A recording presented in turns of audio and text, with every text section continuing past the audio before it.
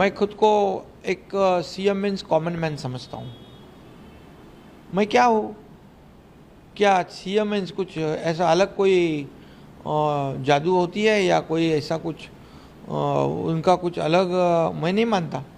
सीधा लोगों में जाता हूँ, लोगों की सुनता हूँ, लोगों से बात करता हूँ, किसानों के खेती पे जाता हूँ। जब उनका नुकसान होता है बारिश में तब मैं उनसे बात करता हूँ, उनके आंसू पोंछता हूँ। सिर्फ आंसू पोंछता नहीं, उनको हेल्प करता हूँ। विपक्ष वाले ये क्या सीएम का काम है रोड पे जाना?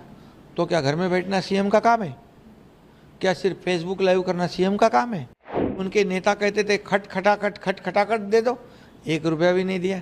लेकिन हमारी सरकार ने पट पटापट उनके खाते में पैसे डाल दिए आने वाले चुनाव में। क्योंकि लोकसभा चुनाव में शिवसेना ने प्रूव किया है, उबाटा जो है यूबीटी, उससे हम 13 जगहों पर लड़े थे सामने सामने, हम 7 जगह चुन कर आए। उनके जितने भी गढ़ थे वो हमने तोड़ दिए, ध्वस्त हो गए, जनता ने तोड़ दिए। सबसे पहले मैं, अभी दीपावली है, पूरे राज्य में देश में धूमधाम है। मैं सभी आपके एएनआई के दर्शकों को बहुत बहुत शुभकामनाएं देता हूँ। आपको भी और आपकी टीम को भी शुभकामनाएं दिवाली की। अभी यहाँ पर आपने कहा कि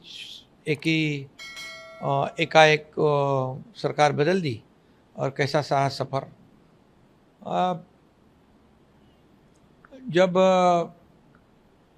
राज्य में महाविकास आघाड़ी एमवीए की सरकार थी उसमें भी मैं था, लेकिन जो सरकार बनी थी वो बाला साहब ठाकरे जी के विचारधारा के विरुद्ध बनी थी।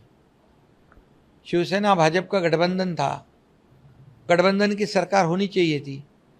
हमने हमारे मुखिया को बहुत काफ़ी समझाया, लेकिन उन्होंने मुख्यमंत्री सीएमशिप पाने के लिए कांग्रेसियों के साथ गठबंधन कर दिया, गठजोड़ कर दी, जो बाला साहब ठाकरे जी हमेशा नहीं चाहते थे। वो कहते थे कांग्रेस को दूर रखो, कांग्रेस अगर मेरी पार्टी की नहीं होने दूंगा वरना मैं मेरी दुकान बंद करूंगा। लेकिन निजी स्वार्थ जागरूक होने के बाद मोह माया के जाल में फंस गए और सरकार उन्हीं के साथ बना दी। हम कार्यकर्ता लोग हैं कि पार्टी के आदेश को मानने वाले, अनुशासन को पालने वाले, मानने वाले लोग हैं। और उसमें देखा कि आगे चलकर हालात बदल सकते हैं क्या फिर हम लोग शिवसेना बीजेपी के गठबंधन की सरकार बना सकते हैं क्या? लेकिन हमारी लाख कोशिशों के बावजूद नहीं हुआ और दुर्भाग्यवश हमारे शिवसेना पार्टी का जो नुकसान हो रहा था, शिवसैनिकों का नुकसान हो रहा था, और शिवसेना पार्टी खत्म होने के कगार पर जब चलने लगी तब हमने निर्णय लिया कि इस महाराष्ट्र की जनता की आवाज़ क्या है। महाराष्ट्र की जनता को शिवसेना भाजपा का गठबंधन सरकार चाहिए। और हमारे विधायक जो है वो भी काफ़ी त्रस्त थे, उनके चुनाव क्षेत्र में कुछ काम नहीं हो रहा था, और इसलिए हमने सरकार पलट दी और शिवसेना बीजेपी गठबंधन की सरकार ला दी। मुझे फ़ख्र है, मुझे काफ़ी खुशी भी है, क्योंकि पिछले 2 साल में हमने जो काम किया, जो मौका हमें मिला, उसका मौके का फ़ायदा जो है हम आम जनता के हित के लिए किया। हमने निजी स्वार्थ को बाजू में रखा। मुझे क्या मिला इससे, मैं मेरे राज्य को क्या, मेरे देश को क्या मिलेगा और मेरे महाराष्ट्र की जनता को क्या मिलेगा, ये सोचकर हमने काम शुरू किया। मैं और देवेंद्र जी फडणवीस जी पहले दो ही जन हम सरकार में आए। मैं सीएम बना और डिप्टी सीएम बने और शुरुआत हो गई। पहले दिन से किसानों के लिए, कामगारों के लिए, महिलाओं के लिए, सभी वर्ग, युवाओं के लिए, गरीबों के लिए हमने काम करना शुरू किया। और आज 2 साल में डेवलपमेंट जो महाविकास आघाड़ी ने बंद करी थी, सब प्रोजेक्ट रुकाए थे, मेट्रो को रुकाया था, कारशेड को रुकाया था, बुलेट ट्रेन को रुकाया था, नागपुर मुंबई समृद्धि हाईवे को रुकाया था, कोस्टल हाईवे को रुकाया था। सभी जो प्रोजेक्ट है सभी में ब्रेकर डाल दिया था। हम आने के साथ सब ब्रेकर को हटा दिया। अब ये सब प्रोजेक्ट शुरू हो गए, सभी जगह चहल पहल शुरू हो गई, लोगों में हैप्पीनेस आ गया, एक प्रॉस्पेरिटी आई। उसके बाद इंडस्ट्री आ गई, इंडस्ट्री फ्रेंडली स्टेट बन गया। आज मैं दावे के साथ कहता हूँ कि 2.5 साल में इन्वेस्टमेंट कितना आया और हमारे 2 साल में कितना आया। मैं इतना ही कहूँगा कि हमारे कार्यकाल में 5 लाख करोड़ से ज़्यादा निवेश हो गया। पिछले 2 महीने में लगभग 1 से 1.5 लाख करोड़ के निवेश हो गए। और सिर्फ निवेश नहीं, सिर्फ इन्वेस्टमेंट कागज पर नहीं, एक्चुअली एग्जीक्यूशन हो गया 70 to 80%।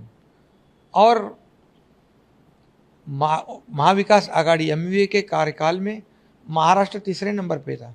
हम आते ही 6 महीने में महाराष्ट्र को नंबर 1 पे लाया। ये हमारे लिए बहुत खुशी की बात है। आज महाराष्ट्र GDP में फर्स्ट है, आज महाराष्ट्र FDI में फर्स्ट है, आज महाराष्ट्र GST में फर्स्ट है, आज महाराष्ट्र क्लीनलीनेस पे फर्स्ट है। और आज कल्याणकारी योजना जो है, वेलफेयर स्कीम जो है, ये मुख्यमंत्री मेरी लाडली बहना योजना है, मुख्यमंत्री युवा प्रशिक्षण योजना, अप्रेंटिसशिप वाली योजना है, जो स्टाइपेंड देने वाली योजना है, लड़कियों को मुफ्त में हायर एजुकेशन देने वाली योजना, डॉक्टर वकील इंजीनियर बनना है वो योजना है। सभी योजनाएं हमारी शुरू है। मुझे काफ़ी खुशी है कि 2 साल में हमने बहुत कुछ करने की कोशिश की है। सर 24/7 आपका अगर बिना रुके बिना थके लगातार काम करते हैं, कोई छोटे से छोटा त्योहार का कहीं भी कहीं चौल में जाना हो या बड़ी जगह जाना हो, आप कहीं भी नहीं रुकते, आप हर जगह जाते। ऐसे लोकप्रिय नेता के रूप में आप उभरे हैं इन सालों में। और आप अगर विपक्षी पार्टियों की बात की जाए तो आपको कहीं ना कहीं कठपुतली कहा जाता था कि आप एक कठपुतली की तरह है, आपको उस तरीके से प्रयोग किया जा रहा है। लेकिन वही जनप्रिय नेता कैसे हो? मुझे इस बात की खुशी है कि 2 साल में जो हमने हार्ड वर्किंग की है उसका एप्रिसिएशन खुद हमारे देश के आदरणीय प्रधानमंत्री मोदी जी ने किया। उन्होंने कहा है एक बहुत ही मेहनती, ईमानदार और जवान देके जवान को कमिटमेंट को मानने वाला एक कार्यकर्ता। अमित भाई भी हमारे साथ पीछे खड़े हैं, उन्होंने भी काफ़ी हमें सहयोग किया। मोदी जी महाराष्ट्र में आते समय बहुत खुश रहते, क्योंकि हमारा काम देखकर वो आने के बाद हमें भी खुशी होती है कि महाराष्ट्र में मोदी जी आते हैं तो महाराष्ट्र को कुछ ना कुछ देख के जाते हैं। आज केंद्र और राज्य सरकार एक ही विचारधारा वाली दोनों पार्टियां हैं। राज्य भी एक विचारधारा, केंद्र भी विचारधारा। ये डबल इंजन की सरकार जो हमारी है उसकी वजह से हमें काफ़ी फ़ायदा हुआ है। हमारा हर एक प्रस्ताव को वो पारित कर देते हैं, हमें बहुत मार्गदर्शन भी करते हैं और उनके मार्गदर्शन में हमें काम करने का सौभाग्य मिला है। हमें जब भी कुछ भी तकलीफ होती है, मैं ये एक बात कहूँगा कि कोऑपरेटिव सेक्टर में शुगर इंडस्ट्री जब तकलीफ में थी तो सहकारिता मंत्री अमित भाई ने 10,000 करोड़ रुपए का इनकम टैक्स वेव कर दिया आदरणीय मोदी जी के मार्गदर्शन में। तो ये जो है हमें इसका फ़ायदा हो रहा है और इसलिए मैं 24/7 आपने कहा है, सही बात है। मैं खुद को एक CM मीन्स कॉमन मैन समझता हूँ। मैं क्या हूँ? क्या CM मीन्स कुछ ऐसा अलग कोई जादू होती है या कोई ऐसा कुछ उनका कुछ अलग मैं नहीं मानता। मैं कॉमन मैन खुद को मानता हूँ, इसलिए मेरा प्रोटोकॉल ये वो सब मेरे आड़े नहीं आता। मैं सीधा लोगों में जाता हूँ, लोगों की सुनता हूँ, लोगों से बात करता हूँ, किसानों के खेती पे जाता हूँ, जब उनका नुकसान होता है बारिश में, तब मैं उनसे बात करता हूँ, उनके आंसू पोंछता हूँ। सिर्फ आंसू पोंछता नहीं, उनको हेल्प करता हूँ। किसानों को हमारी सरकार ने हमेशा मदद की है। किसान हमारे सरकार के तिजोरी पर पहला अधिकार जो है हमारे बड़ी राजा किसान का है, ऐसा मैं मानता हूँ। इसलिए हमने नुकसान भरपाई देने में 15,000 करोड़ रुपए 2 साल में दिए। उनकी योजनाओं, अलग अलग योजनाओं, 6,000 रुपया प्रधानमंत्री जी देते, सालाना 6,000 हम देते, 1 रुपये में क्रॉप इंश्योरेंस देते, प्रीमियम हम भरते। अभी हमने उनको 7.5 HP पंप से खेती करने वालों को बिजली का बिल माफ़ कर दिया है।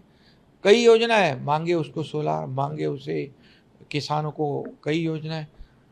45,000 करोड़ रुपया हमने किसानों के ऊपर सरकार ने खर्च किए है। ये किसानों की सरकार है और इसलिए हम जाते हैं, जब कोई आपदा आती है तब हम वहाँ पहुँचते, उनको मिलते, उनके सांत्वन करते, उनको मॉरल सपोर्ट देते। तो ये मुख्यमंत्री का काम क्या है? मैं रास्ते पे जाता हूँ, मुंबई के रोड बना रहा हूँ, नालों की सफाई बारिश में जाती है, मैं देखने को जाता हूँ। जहाँ पर आज मैं कोंकण गोवा रोड पे गया, मैं जाने की वजह से, मुख्यमंत्री आने की वजह से पूरी यंत्रणा सिस्टम अलर्ट होती है। लोग कहते हैं विपक्ष वाले, ये क्या सीएम का काम है रोड पे जाना? तो क्या घर में बैठना सीएम का काम है? क्या सिर्फ फेसबुक लाइव करना सीएम का काम है? हम फेस टू फेस काम करने वाले लोग हैं, लोगों से मिलने वाले हैं, हम सुनने वाले हैं। ये हमारी सरकार सुनने वाली सरकार है, बोलने वाली सरकार है, हमारी बहरी सरकार नहीं है, गूंगी सरकार नहीं है। और इसलिए इसका मुझे नाज है कि आज कुछ ही समय में लोग कहने लगे ये अपनी सरकार है। मराठी में सरकार कहते हैं आपलं सरकार लाडकं सरकार। मेरी लाडली बहन योजना फेमस हो गई, सुपर हिट हो गई। तो क्या ये क्या गलत है? क्या लोगों में जाना, लोगों का दुख दर्द सुनना, लोगों से बात करना? मेरे पास हजारों लोग आते हैं। मुख्यमंत्री सहायता योजना, मुख्यमंत्री सीएम जो हमारी स्कीम है,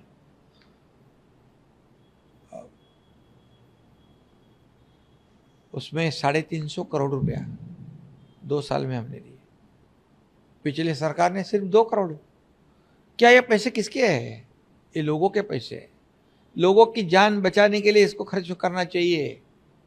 तो मैं कहीं पर भी, मंत्रालय में, मेरे घर पे, गाड़ी में, प्रोग्राम में, कहीं पर भी मुख्यमंत्री सीएम रिलीफ फंड का पर्चा आता है, मैं तुरंत साइन करता हूँ। 1 लाख लोगों की जान बच गई है। ये मेरे लिए बहुत सौभाग्य की बात है। मैं बहुत ही समाधानी हूँ।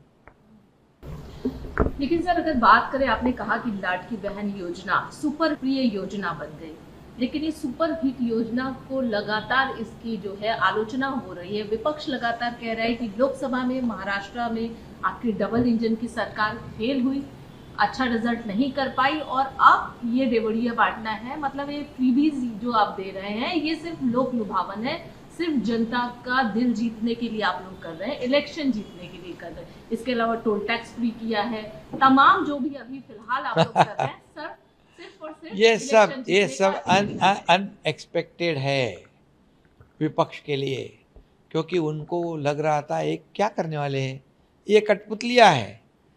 उनको ये नहीं पता था कि इतनी बड़ी जोरों से ये स्कीम चलाएंगे, डेवलपमेंट को आगे बढ़ाएंगे, इंडस्ट्री इनके ऊपर भरोसा करेगी, क्योंकि हमारी सरकार लोगों के लिए काम करती है और पिछली सरकार खुद के लिए काम करती थी, खुद की प्रॉपर्टियां बनाने के लिए, खुद का स्वार्थ के लिए।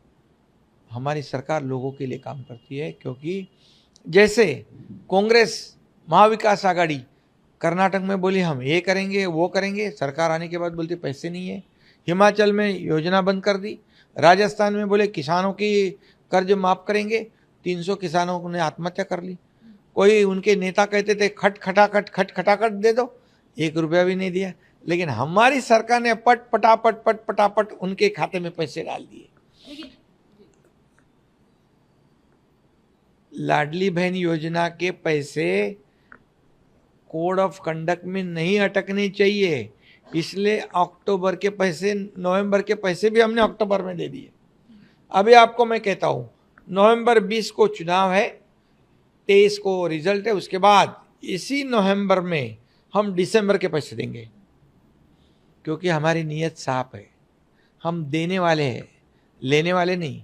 आज किसी ने कहा ऐसे थोड़ी पैसे बांटते, क्या ये क्या हमारी पिताजी की प्रॉपर्टी है क्या?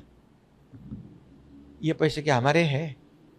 ये जनता के पैसे है, ये जनता को ही देने चाहिए। पूछो वो मेरी लाडली बहना को क्या गरीबी है उनकी, ये 1,500 महीने के उनके कितने मददगार हो रहे हैं। मैं भी एक गरीब परिवार से, मैं किसान परिवार से हूँ, मैं किसान का बेटा हूँ, मैं गरीब परिवार से आया हूँ। गरीबी मैंने देखी है। मेरी माँ कैसे घर चलाती थी, कैसे फीस भरती थी, कैसे दूध के पैसे बिल भरते, कैसे राशन, कैसे क्या, ये सब चलाते वक्त तो मैंने देखा है। मेरी पत्नी मेरा कैसे घर चलाती थी। तब मैंने सोचा था जब मेरे पास अधिकार आएंगे तो मैं जरूर मेरे लाडले बहनाओं के लिए, माताओं के लिए, मेरे लाडले किसानों के लिए, मेरे लाडले बहन भाइयों के लिए, मेरे लाडले बुजुर्ग के लिए कुछ ना कुछ अवश्य करूँगा। और जैसे मेरे पास अधिकार आ गए, मेरे दोनों डिप्टी चीफ मिनिस्टर देवेंद्र जी, अजीत दादा, इनको मैंने कहा हमें ये करना है और हमने कर दिया। ये विपक्ष को हजम नहीं हुआ है, उनके पैरों तले जमीन खिसक गई है, उनके सीने में धड़की भरी है। अब क्या होगा? अब हम हारने वाले। तो बोल लगे इसको बदनाम करने, या क्या 1,500 रुपया क्या होता है, 1,500 रुपया क्या होता है, ये 1,500 क्या है, इतने से पैसे से क्या होता है, फिर ये क्या रिश्वत है क्या, ये बिकत ले रहे क्या? अरे आप बोल रहे हमारे पास पैसे नहीं है गवर्नमेंट के पास, तो आप कहां से दोगे? ये जो है, ये विरोध करने वाले लोग कोर्ट में गए, कोर्ट ने उनको फटकारा है। फिर अभी नागपुर के कोर्ट में गए, कांग्रेस वाले गए, महाविकास आघाड़ी के लोग गए, मुंबई हाईकोर्ट में मुंबई में गए थे। हमारी लाडली बहना, आपके चैनल से मैं कहता हूँ, लाडली बहना इनको माफ नहीं करेगी। ये रोड़े डालने वालों को जरूर, वो मराठी में जोड़े कहते हैं, मतलब जूते दिखाएंगे। और निश्चित रूप से आपको बताऊंगा मैं कि ये जो सौतेले भाई जो है, ये इनसे बहुत सजग है वो लोग। और आने वाले चुनाव में मेरी लाडली बहना जो है, मैंने कहा है कि हम सिर्फ 1,500 रुपये तक सीमित नहीं रहेंगे, आशीर्वाद मिले तो हम बढ़ाएंगे और बढ़ाएंगे। मेरी बहनाओं को लखपति बनाने का हमारा सपना है। ये देने वाली सरकार है, ये मेरा चैलेंज है और हम करके दिखाएंगे। लेकिन खटखटाखट वादे करने वाले अब खुद उनके अध्यक्ष है, यानी कि कांग्रेस की जो उनकी अली पार्टी है, कांग्रेस के अध्यक्ष अब ये कह रहे हैं, अपने कार्यकर्ताओं को उन्होंने हिदायत दी, अपने लीडर्स को कहा है कि कर्नाटका में फाइनेंशियल क्राइसिस की स्थिति उत्पन्न हो गई है, इतनी योजनाओं का ऐलान किया जो कि पूरा नहीं हो पा रहा है। महाराष्ट्र में ऐसे कोई भी वादे नहीं करना कि जो पूरा नहीं हो पाए। अब खुद वो सामने से आती ये बात है। सही बात है, क्योंकि देने की उनकी नीयत नहीं है, देने का कभी उनको पता नहीं, उनको लेने का पता है कांग्रेस को। और उनको ये मालूम है, एक बार राजीव गांधी जी ने कहा था केंद्र 1 रुपया देता है तो जो एंड यूज़र है जो उसको 15 पैसे मिलते हैं। मतलब करप्शन कितना, 85%। हमारे मोदी जी 1 रुपया भेजते तो पूरा 1 रुपया बंदा हमारे डीबीटी में जाता है। तो उन्होंने देना सीखा नहीं है। और दूसरी बात, हमने पूरा आरबीआई, केंद्र सरकार सबकी गाइडलाइन फॉलो की है। हमने जीडीपी के 25% लोन उठा सकते हैं, हमारा लोन 17.5 है। हम एफआरबीएम के 3% से अंदर है। हर गाइडलाइन को हम फॉलो करते हैं, कोई वायलेशन हमने नहीं किया है। इसलिए हम पूरे साल का बजट इनके लिए रखा है, इसलिए ये योजना बंद नहीं होगी। मैं कहता हूँ कोई भी माई का लाल आवे, ये मुख्यमंत्री लाडली बहन योजना बंद करेगा नहीं, बंद होगी नहीं, हम बंद होने नहीं देंगे। अभी क्या बोलते हैं, जितनी योजना की उसकी इंक्वायरी करेंगे, ये बंद करेंगे, चौकसी करेंगे, और जिन्होंने जो दोषी पाए उनको जेल में डालेंगे। मतलब हमने शुरू किया, हमारे को जेल में डालेंगे, सबको जेल में डालेंगे। क्या उनको इसका मतलब है ये लाडली बहना के वजह से बहुत वो उनको हजम नहीं हुआ है, वो तितर बितर हो गए। और इसलिए हमारी लाडली बहना इस चुनाव में उनको घर में बिठाएगी। सर, आप लोगों पर एक और आरोप लगा कि आप लोग पुलिस तंत्र का चुनाव आयोग भी कहीं ना कहीं आप लोगों का साथ दे रहा है। विपक्ष के नेता संजय राउत का बयान आया कि आप लोगों ने 2019 में डीजीपी के माध्यम से बाकायदा जो है रश्मि जी के माध्यम से आप लोगों ने फोन टैपिंग करवाई, शरद पवार का फोन टैप करवाया, नाना पटोले का फोन टैप करवाया, फडणवीस जी को जानकारी दी। इस तरीके से तोड़ मरोड़ की सरकार बनी। अभी इस समय इलेक्शन के समय जब हम उन्हें चेंज करने के लिए कह रहे हैं तो चेंज नहीं किया जा रहा है। चुनाव आयोग भी ये कह रहा है झारखंड में बदल सकता है, तो यहाँ क्यों नहीं बदल सकता? विपक्ष ने हमेशा जब फैसला उनके बाजू से आया तो चुनाव आयोग अच्छा, फैसला उनके बाजू से आया तो कोर्ट अच्छा, फैसला उनके खिलाफ गया, चुनाव फैसला उनके बाजू से आया तो ईवीएम मशीन सही बात। जब वो जीतते हैं तो बोले ईवीएम मशीन बराबर है, जब हारते बोले ईवीएम मशीन खराब है, चुनाव आयोग खराब है। न्यायालय के ऊपर भी आरोप लगाते हैं, उनको भी मार्गदर्शन करते। और अभी तो वोटर लिस्ट पे भी उन्होंने कुछ तो आक्षेप लिया है। जब उनको उनके बाजू से आता है फैसला तो वो यंत्रणा अच्छी, जब उनके खिलाफ जाता है तो वो यंत्रणा झूठी। ये आरोप लगाने की बात है। जब उनको हार दिखती है, उनको पता चलता है हारने वाले हैं, तो बहाना तो चाहिए, वो बहाना पहले से बनाते हैं। सर, महायुति में अगर सीट शेयरिंग की बात करें तो कई नेता जो है उनको मनाने के लिए आप लोगों का क्या प्रयास चल रहा है? मीटिंग भी लगातार आप लोग कर रहे हैं, किस तरीके का प्रयास चल रहा है, कैसे? महायुति में देखिए, ये चुनाव जब होते हैं तो हर पार्टी के कार्यकर्ता को लगता है कि उम्मीदवारी मिलनी चाहिए।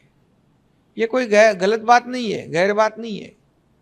कार्यकर्ता काम करता है, जरूर उसको लगता है, लेकिन जब हमारी पार्टी महायुति निर्णय लेती है तब हमारे कार्यकर्ता कोई भी बगावत नहीं करता है और वो सहयोग करता है। इसलिए महायुति में कोई अनबन नहीं है। जो 2-4 जगह पर आगे पीछे वो भी सलट जाएगा। महायुति पूरी मजबूती से ये चुनाव को सामने जा रही है, काम के बलबूते पर। 2 साल का काम हमारा, 2.25 साल का, 2.5 साल का उनका। चलो, रिपोर्ट कार्ड देने वाली हमारी सरकार है।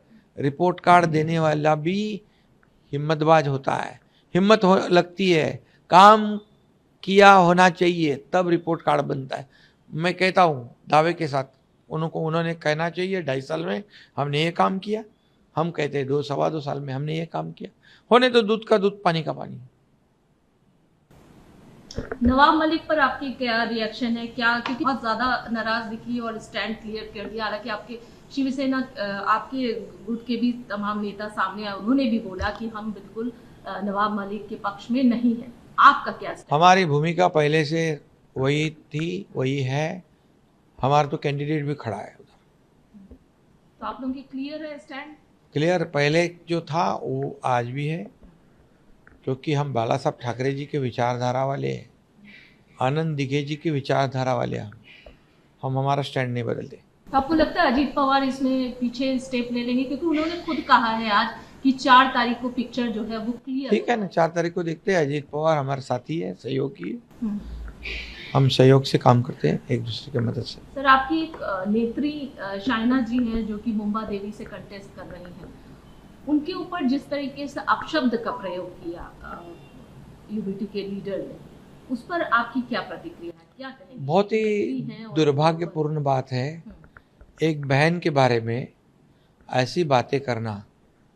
ये बहुत ही निंदाजनक है। इसकी कितनी निंदा करें उतनी कम है।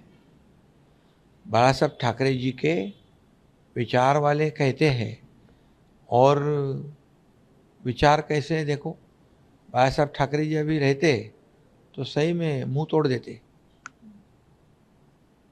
मैं इतना ही कहूँगा, इनकी फितरत ही है ऐसी। हम गुवाहाटी में तब भी ऐसे ही उन्होंने बदनाम किया था हमारे महिलाओं को, हमारे बहनों को। अभी सारी बहनें ये आने वाले चुनाव में ऐसे जो बहनों का अपमान करने वाले लोग हैं उनको सबक सिखाएंगे, जरूर सबक सिखाएंगे। महाराष्ट्र की कुछ सीटें बहुत ही महत्वपूर्ण हैं जिसमें कि सारे कद्दावर नेता हैं। आपकी नजर है बारामती पे पवार वर्सेस पवार की सामने की फाइट है। वर्ली सीट से सेना वर्सेस सेना की फाइट है। आप पूरे इसको कैसे देखते हैं? देखिए, चुनाव तो चुनाव के जैसा लड़ा जाता है, फाइट तो होती है। हम किसी को कमज़ोर नहीं समझते। हमारी जनता जो है वो तय करती है किसको जिताना किसको हराना। इसलिए चुनाव चुनाव की तरह हम लड़ते हैं, कोई भी चुनाव हो, और हम काम के बलबूते पे लोगों के सामने जाते हैं। डेवलपमेंट का एजेंडा हमारा है, डेवलपमेंट के एजेंडे पर हम काम करते हैं। हम चुनाव में सामने जा रहे हैं, हम फेक नैरेटिव नहीं फैलाते। ये कांग्रेस महाविकास आघाड़ी ने लोकसभा में फेक नैरेटिव फैलाया, संविधान बदलेंगे, बाबा साहेब अम्बेडकर जी का संविधान बदलेंगे, रिजर्वेशन खत्म करेंगे, ये करेंगे वो करेंगे, डराया धमकाया। लेकिन अभी महाराष्ट्र की जनता बहुत समझदार हो चुकी है, सजग हुई है, और आने वाले चुनाव में काम करने वाले लोगों के साथ खड़ी रहेगी, योजना देने वाले के साथ खड़ी रहेगी, घर में बैठने वालों के साथ नहीं, उनका साथ नहीं देगी। सर, राज ठाकरे आपके बहुत ही अच्छे मित्र रहे हैं, टिप्पणियां की जा रही है। उनके पुत्र हालांकि कंटेस्ट कर रहे हैं, अमित ठाकरे, तो इसलिए लगातार टिप्पणियां हो रही है कि वो डरे हुए थे। पहले तो वही इंसान थे जो अमित शाह और मोदी को यहाँ पर आने से रोकते थे। आज उनका मुंह बंद हो गया है, आज वो कुछ नहीं बोल पाते हैं। उनके बेटे पर भी बहुत सारी फप्तियां कसी जा रही है, टिप्पणियां हो रही है। आप कैसे देखते हैं? देखिए, वो लोकसभा में हमारे साथ थे, मेरी उनकी बातचीत भी हुई थी कि क्या आपका क्या रणनीति है। तो कहे शिवसेना बीजेपी एनसीपी का होने दो, उसके बाद हम बात करते हैं। लेकिन उन्होंने तो डायरेक्ट कैंडिडेट खड़े कर दिए। अभी हमारा भी वहाँ पर जो 2-3 बार से विधायक है, हमारा पुराना कार्यकर्ता है, वो विधायक है वहाँ पर, उससे भी मैंने बातचीत की। उनके कार्यकर्ता इतने बहुत ही एग्रेसिव है चुनाव लड़ने में, तो कार्यकर्ताओं को भी ध्यान रखना चाहिए हमें। कार्यकर्ताओं का भी मनोबल टूटना नहीं चाहिए, यह भी नेता का काम होता है। और निश्चित रूप से आज की तारीख में हमारा शिवसेना, भारतीय जनता पार्टी और एनसीपी अजित पवार, इनका गठबंधन है। हम उसी गठबंधन के तहत हम चुनाव लड़ रहे। हमारे साथ हमारे आरपीआई के आठवले जी है, जन सुराज है, और हम चुनाव लड़ रहे। चुनाव हम लड़ेंगे, जीतेंगे, बहुमत पाएंगे पूरी तरह। तो सवाल ये उठे कि जब एक नेता सुरक्षित नहीं है तो आम जनता कैसे सुरक्षित होगा? दूसरी तरफ बड़े बड़े जो अभिनेता हैं जैसे कि सलमान खान है, इनको भी लगातार थ्रेटनिंग आना, इस तरीके की चीजें, तो कैसे तमाम जो बिंदु है जो देख रहे हैं उसको किस तरीके से आप कंट्रोल कर रहे हैं? राज्य की सुरक्षा, लॉ एंड ऑर्डर, कानून व्यवस्था बनाए रखने की जिम्मेदारी सरकार की है, निश्चित रूप से सरकार की है। जो घटना हुई है, वारदात हुई है, बहुत ही दुर्भाग्यपूर्ण है। लेकिन जिन्होंने ये घटना की है, जो गुनाहगार है, उनको कई लोगों को हिरासत में लिया है, और इस घटना के रूट तक सरकार जाएगी, गृह विभाग जाएगा, और जो भी है इसमें उसको बख्शा नहीं जाएगा, उसके ऊपर कड़ी कार्रवाई की जाएगी। एक अंतिम सवाल सर, 2024 विधान जनता किस पर विश्वास करे? क्योंकि महाराष्ट्र में पहले शिवसेना जो स्ट्रॉन्ग एक पार्टी थी 2 गुटों में बटी, एनसीपी 2 गुटों में बढ़ गई, महायुति हो गई, महाअगाड़ी हो गई, पार्टियां अलग हो गई, सबके अलग अलग आइडियोलॉजी हो गए। तो जनता को सबने अपने अलग अलग वादे किए। अब जनता जाए तो जाए कहाँ, किस पर विश्वास करे? और अगर महायुति पर विश्वास करे तो उसकी क्या वजह? काम, डेवलपमेंट, राज्य का विकास, आम आदमी के जीवन में परिवर्तन, यही तो हमारी सरकार ने किया है। इसलिए जो काम करेगा, जो इस राज्य का विकास करेगा, उसी के साथ जनता जाएगी। और मुझे पूरा भरोसा है, पूरा विश्वास है कि आने वाले चुनाव में, क्योंकि लोकसभा चुनाव में शिवसेना ने प्रूव किया है, उबाटा जो है यूबीटी, उससे हम 13 जगहों पर लड़े थे, सामने सामने हम 7 जगह चुन कर आए। उनके जितने भी गढ़ थे वो हमने तोड़ दिए, ध्वस्त हो गए, जनता ने तोड़ दिए। और जो ओरिजिनल शिव सैनिक है, वोट शेयर है, वो धनुषबाण के पास आया है, शिवसेना के पास आया है। तो इस चुनाव में भी उसी की पुनरावृत्ति होगी और महायुति पूरी ताकत से मेजोरिटी पाएगी। और आप ही के नेतृत्व में एक बार फिर से सरकार चलेगी, आप ही होंगे मुखिया, आप ही होंगे सीएम दोबारा से? अभी तो मैं यहाँ टीम का लीडर हूँ, हमारी टीम काम कर रही है। हमारे पास कोई ऐसा नहीं है कि ये पहला नंबर, ये दूसरा नंबर, ये तीसरा नंबर। हमारे पास हम टीम बनकर काम कर रहे हैं और सामने मुझे बनाओ, मुझे बनाओ, मुझे बनाओ, मेरा चेहरा बनाओ, मेरा चेहरा बनाओ, ये क्या चल रही है? अरे मुझे क्या मिला इससे, मैं जनता को क्या दूंगा, ये सोचने वाले लोग चाहिए। आज अगर उनके चेहरे पे ही, उनकी अघाड़ी एमवीए में ही एक मत नहीं है तो महाराष्ट्र की जनता को कैसे वो पसंद होगा? इसलिए मैं आपको बताऊंगा, हमारे में कोई रेस नहीं है, कोई कंपटीशन नहीं है। हमारा टारगेट है, हमारा लक्ष्य है महायुति की सरकार लाना, महायुति मेजोरिटी से लाना और राज्य का विकास करना, आम जनता को उनके जीवन में बदलाव लाना। लेकिन मुखिया का फेस तो एक ही होगा ना? हम 3 लोग हैं ना, टीम है हमारी, टीम वर्क है। तो 2 छोटे मुखिया होंगे, एक बड़े मुखिया ऐसा होंगे, हम छोटे बड़े समझते नहीं। एक chief minister, deputy chief minister. आप देखिए, आप दोनों डिप्टी चीफ मिनिस्टर से पूछिए, हमने कभी फर्क नहीं किया है। हमारा एक दूसरे के प्रति बहुत ही आदर सम्मान है। और देखो, पद और ओहदे से क्या होता है? ये कोई परमानेंट होता है क्या? एक दूसरे के प्रति रिस्पेक्ट होता है, एक दूसरे के प्रति जो आदर सम्मान होता है, ये बहुत बड़ी बात है। और हमारा क्या है, हमारा कहाँ नंबर है? आज पॉपुलैरिटी में कहते हैं कि मुझे कोई कह रहा था कि नंबर 1 पे एकनाथ शिंदे। अरे ये कौन देता है? ये जनता करती है सब, हम कौन होते हैं? और इसलिए हमारे में कोई कंपटीशन नहीं है। हमारा सिर्फ एक ही मकसद है, इस राज्य में महायुति की सरकार लाना और अगले 5 साल इतना काम करना, इतना काम करना कि लोग याद रखें, केंद्र सरकार, मोदी जी के आशीर्वाद हमारे साथ है और केंद्र सरकार की मदद हमें मिलेगी, सहयोग मिलेगा और हम राज्य को यूँ आगे लेके जाएंगे। अगला 5 साल में 25 साल का काम करेंगे। और लगातार यही सुनने में आता है कि आप पीएम के एक फेवरेट सीएम में से एक है, आपको बहुत मानते हैं, चाहे वो मिनिस्टर हो वो भी आपको बहुत पसंद करते हैं। इस पसंद के पीछे वजह क्या है? मैं भी पीएम साहब को बहुत मानता भी हूँ, प्रेम भी करता हूँ, पसंद भी करता हूँ, क्योंकि वो भी बहुत मेहनत करते हैं। एक दिन भी 10 साल में छुट्टी नहीं लेने वाला पीएम, अपने करतूत के वजह से पूरे दुनिया में हमारे देश का नाम रोशन करने वाला पीएम मोदी जी, हमारी अर्थव्यवस्था को नया आयाम, नई ऊंचाई देने वाला पीएम मोदी जी।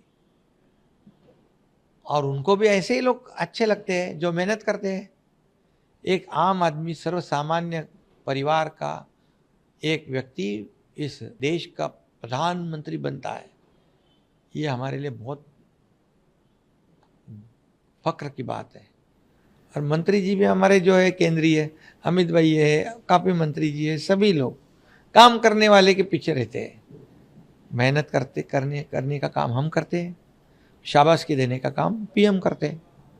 मतलब जो काम करता है उनकी सराहना होती है और यही वजह है कि आप, यही वजह है। सर बहुत बहुत शुभकामनाएं आपको और हमें उम्मीद है कि जनता की सेवा आप लगातार करते रहें। महायुति की सरकार आप जैसे कह रहे हैं कि बननी चाहिए और आपने जो तर्क दिया तो बनेगी। आपको ढेर सारी शुभकामनाएं के साथ बहुत बहुत धन्यवाद।